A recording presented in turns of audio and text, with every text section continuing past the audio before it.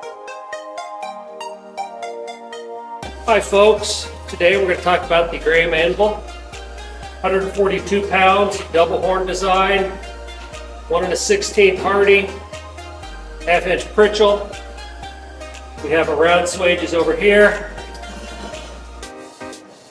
We have our square, hex, and angle swages over here.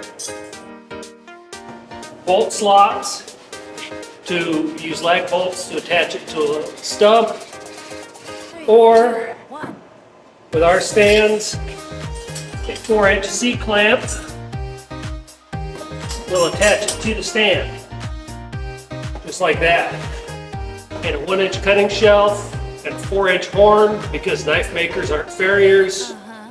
We don't need a horn for much.